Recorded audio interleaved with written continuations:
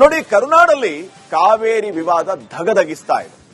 ನಾಳೆ ಕಾವೇರಿ ನೀರು ಹಂಚಿಕೆಯ ಸಂಬಂಧ ಸುಪ್ರೀಂ ಕೋರ್ಟ್ ಅಲ್ಲಿ ವಿಚಾರಣೆ ನಡೀಲಿಕ್ಕಿದೆ.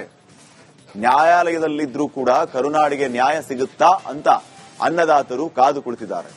ನ್ಯಾಯಾಲಯದಲ್ಲಿ ನ್ಯಾಯ ಸಿಗುವ ಭರವಸೆಯನ್ನ ಕನ್ನಡಿಗರು ಇಟ್ಕೊಂಡಿದ್ದಾರೆ. ಹಾಗಿದ್ರೆ ನಾಳೆ ಏನೇನ್ ಇದೆ, ಏನೆಲ್ಲ ಆಗಬಹುದು, ಏನೆಲ್ಲ ಬೆಳವಣಿಗೆ ಆಗ್ತಾ ಇದೆ ನೋಡ್ಕೊಂಬ. ಕಷ್ಟಕಾಲದಲ್ಲಿ ಬೇರೆ ಕಾನೂನು ಇದೆ. ನೀವು ವಾದ ಮಂಡನೆ ಮಾಡಲಿಲ್ಲ ಅಂದ್ರೆ ಮತ್ತೆ ಅಲ್ಲೂ ನಮಗೆ ನ್ಯಾಯ ಸಿಗಲಿಲ್ಲ ಅಂದ್ರೆ ನಾವೆಲ್ಲೂ ಹೋಗ್ಬೇಕು. ಡ್ಯಾಮ್ ಕೀನ ಕೇಂದ್ರ ಸರ್ಕಾರ ಕೊಡಬೇಕಾದಂತ ಒಂದು ಪರಿಸ್ಥಿತಿ ಬರ್ತದೆ. ನಮ್ಮ ರೈತರಿಗೆ ಬೆಳೆ ಇಲ್ಲ, ಒಂದು ಖಾಲಿ ಬೆಳೆ. ನಾವೇ ನಮ್ಮ ರೈತರನ್ನು ಬದುಕಿಸಬೇಕು, ಕಾನೂನು ಕಾಪಾಡಬೇಕು. ನಾವು ಕುಡಿಯೋ ನೀರಿಗೆ ಇಟ್ಕೊಂಡಿರೋದು ಈ ನೀರು. ತಮಿಳುನಾಡಿಗೆ ನೀರು ಹರಿಸದಿರಲು ಅಫಿಡವಿಟ್. ನಾಳೆ ಸುಪ್ರೀಂ ಕೋರ್ಟ್ನಲ್ಲಿ ಪ್ರಬಲ ವಾದಕ್ಕೆ ಪ್ಲಾನ್. ರಾಜ್ಯದಲ್ಲಿ ಹಲವೆಡೆ ಮುಂಗಾರು ಕೈಕೊಟ್ಟಿದೆ. ಅನೇಕ ಕಡೆ ಬರದ ಪರಿಸ್ಥಿತಿ ಇದೆ. ಅನ್ನದಾತ ಬೆಳೆದಿರುವಂತಹ ಬೆಳೆ ನೀರಿಲ್ಲದೆ ಹಾಳಾಗ್ತಾ ಇದೆ.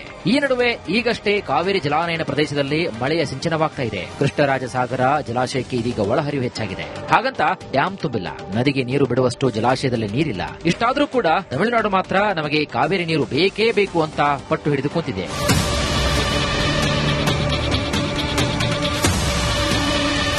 ತಮಿಳುನಾಡು ಸುಪ್ರೀಂ ಕೋರ್ಟ್ ಮೊರೆ ಹೋಗಿದ್ದು, ರಾಜ್ಯದಿಂದಲೂ ಕೂಡ ಅಫಿಡವಿಟ್ ಸಲ್ಲಿಸಲಾಗಿದೆ. ಈ ಬಗ್ಗೆ ನಾಳೆ ಸುಪ್ರೀಂ ಕೋರ್ಟ್ ಈ ಬಗ್ಗೆ ಅರ್ಜಿ ವಿಚಾರಣೆ ಕೂಡ ಕೈಗೆತ್ತಿಕೊಳ್ಳಲಿದ್ದು, ಕರ್ನಾಟಕ ಪ್ರಬಲ ವಾದವನ್ನ ಮಂಡಿಸುವ ಅನಿವಾರ್ಯತೆ ಕೂಡ ಇದೆ.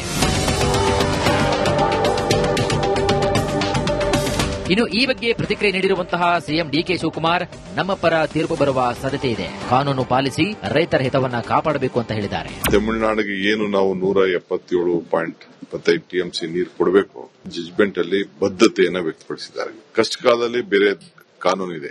ಕಷ್ಟಕಾಲದಲ್ಲಿ ಬರಗಾಲ ಬಂದಂತ ಸಂದರ್ಭದಲ್ಲಿ ಅದಕ್ಕೊಂದು ನಿಯಮ ಇದೆ. ವಾಟರ್ ಮ್ಯಾನೇಜ್ಮೆಂಟ್ ಅಥಾರಿಟಿ ಏನಿದೆ, ಅವರು ಕೂಡ ನಮಗೆ ಕೆಲವು ಮಾರ್ಗದರ್ಶನವನ್ನು ಕೊಟ್ಟಿದ್ದಾರೆ. ನಾವು ಹೆಚ್ಚು ಕಮ್ಮಿ ಆಯ್ತು ಅಂದ್ರೆ ಡ್ಯಾಮ್ ಕೀನ ಬೇರೆಯವರಿಗೆ ಕೊಡಬೇಕಾದಂತ ಒಂದು ಪರಿಸ್ಥಿತಿ, ಕೇಂದ್ರ ಸರ್ಕಾರ ಕೊಡಬೇಕಾದಂತ ಒಂದು ಪರಿಸ್ಥಿತಿ ಬರ್ತದೆ. ಅದು ಆಗಬಾರದು. ನಾವೇ ನಮ್ಮ ರೈತರನ್ನು ಬದುಕಿಸಬೇಕು, ಕಾನೂನು ಕಾಪಾಡಬೇಕು.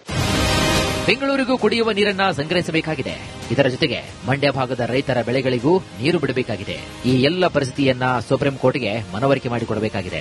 ತಮಿಳುನಾಡು ಅಪ್ಲಿಕೇಶನ್ 17th ಏನೋ ಬರುವಂತ ಅವಕಾಶ ಇದೆ. ಸರ್ಕಾರ ಸುಪ್ರೀಂ ಕೋರ್ಟ್ ಮುಂದೆ ಹೋಗೋದ್ರಿಂದ ಬಹಳ ಗಂಭೀರವಾಗಿ ಸುಪ್ರೀಂ ಕೋರ್ಟ್ ಮುಂದೆ ನಾವು ಎಲ್ಲ ಡೀಟೇಲ್ ಸಬ್ಮಿಟ್ ಮಾಡಬೇಕಾಗಿತ್ತು. ನಮಗೆ ಸುಪ್ರೀಂ ಕೋರ್ಟ್ ಅಲ್ಲಿ ಏನಾದ್ರು ಒಂದು ಸಂಪೂರ್ಣ ಮಾಹಿತಿಯನ್ನ ಎರಡೂ ರಾಜ್ಯದಲ್ಲಿ ಎಲ್ಲಾ ಇಲಾಖೆಯಿಂದ ತಗೊಂಡು ಸ್ವಲ್ಪ ನ್ಯಾಯ ಸಿಗುತ್ತೆ ಅನ್ನೋ ನಂಬಿಕೆ ಭರವಸೆ.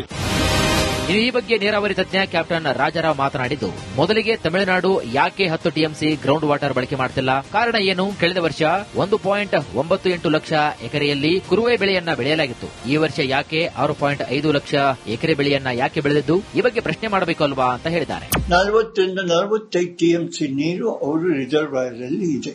ತಕ್ಷಣ ಏನು ಬೇಕಿಲ್ಲ ಅವರಿಗೆ ನೀರು. ಬೆಳೆ ಏನು ನೀರಿಲ್ಲದೆ ಕೊಳಿತಾ ಇಲ್ಲ, ಒಣಗ್ತಾ ಇಲ್ಲ.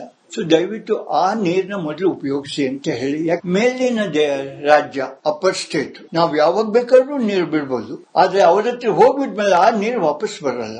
ಈ ವರ್ಷ ನಾವು ಖಾರಿಫ್ ಬೆಳೆ ಬಿಟ್ಟಿದ್ದೀವಿ. ನಮ್ಮ ರೈತರಿಗೆ ಬೆಳೆ ಇಲ್ಲ, ಒಂದು ಖಾರಿಫ್ ಬೆಳೆ. ನಾವು ಕುಡಿಯೋ ನೀರಿಗೆ ಇಟ್ಕೊಂಡಿರೋದು ಈ ನೀರು.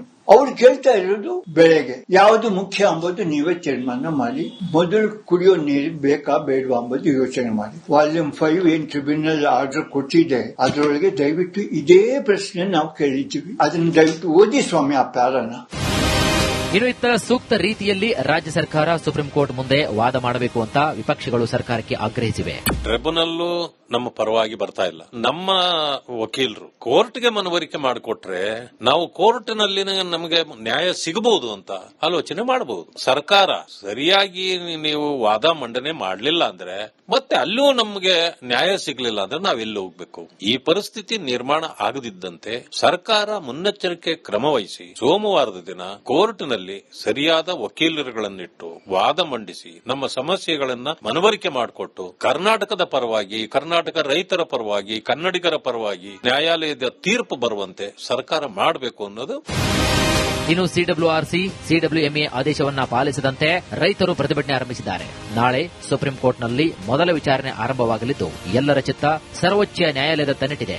ಇನ್ನು ಸುಪ್ರೀಂ ಕೋರ್ಟ್ನಲ್ಲಾದರೂ ರಾಜ್ಯಕ್ಕೆ ನ್ಯಾಯ ಸಿಗುತ್ತಾ ಅಂತ ಕಾದು ನೋಡಬೇಕಾಗಿದೆ.